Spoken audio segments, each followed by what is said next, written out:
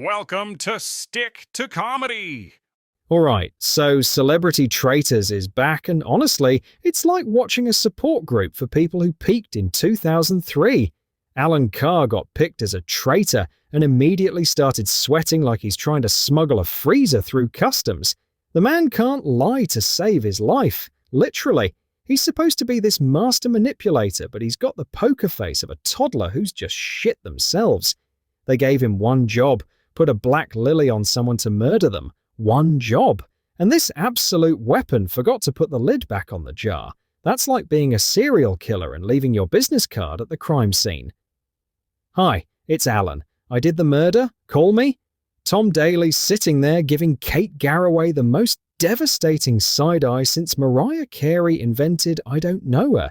Kate says she's flabbergasted, and Tom's face goes through 17 different emotions, all of them saying, who the fuck says flabbergasted in 2025? The man's an Olympic diver, but his real talent is throwing shade from orbit. Jonathan Ross is out here acting like he's auditioning for Hamlet at the graveside. Full Shakespearean tragedy over someone he literally helped kill 5 minutes earlier. It's like watching your mate pretend to be devastated at the funeral of someone they've been slagging off all week. And Stephen Fry's walking around going, gut instinct is nonsense. It's like astrology. Mate, you're on a reality show where people pretend to be medieval knights. Maybe save the philosophy lecture for after you've figured out who nicked your breakfast. Paloma Faith got murdered first and posted on Instagram just fuck with Alan Carr tagged. That's not a social media post, that's a hit contract. Alan's probably sleeping with one eye open and a panic alarm. Kate Garraway is acting so suspicious that actual traitors are going bit much love. She's performing innocence like she's in a Year 6 nativity play. Even the people who know she's innocent think she's guilty. That takes genuine skill. Nico Omilana voted for Tom Daley, and this is why Gen Z shouldn't be allowed near spelling without autocorrect. The man's got millions of followers but can't spell a 4-letter surname.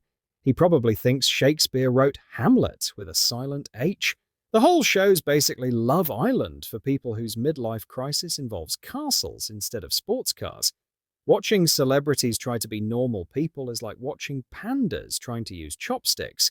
Technically possible, but you know, it's going to be a disaster. And we've got to wait until Wednesday to see who gets voted out, because apparently the BBC thinks we're all living in 1995 when people had patience. Wednesday. That's like 3 TikTok generations away. But honestly, Alan Carr as a traitor is the best thing that's happened to British television since someone decided to put Greg Wallace in charge of judging food. It's beautiful chaos, and I'm absolutely here for it.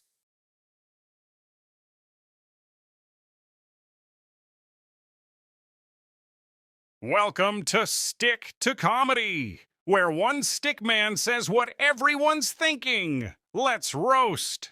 Sir Keir Starmer, the only man in Britain who can make a wet weekend look exciting. You swaggered into Downing Street promising to transform the country, then spent your first year knee-deep in policy crap you can't even flush. You've performed more U-turns than a Target blind learner driver, minus the learner. Let's start with your winter fuel allowance massacre. You slashed heating payments for 10 million pensioners, freezing Granny's arse off, then pretended it was a mistake, and U-turned when the Daily Mail locked on like a heat-seeking missile. You attacked the vulnerable twice, first by stealing their cash, then by humiliating them on live TV. Bravo! You're a walking hypocrisy festival. You rake in near £10,000 of free Arsenal corporate hospitality while your government slashes disability benefits. Disabled Brits lived in fear as PIP cuts ripped away support, yet you snuggled into VIP boxes like a cash cow props manager at the Emirates. The only person more out of touch is the arts minister who thinks TikTok is a new luxury car. Oh, and the freebies don't stop there. You and Mrs. Starmer accepted designer clobber from Labour donors, breaking every rule in the Code of Conduct. Parliamentary standards?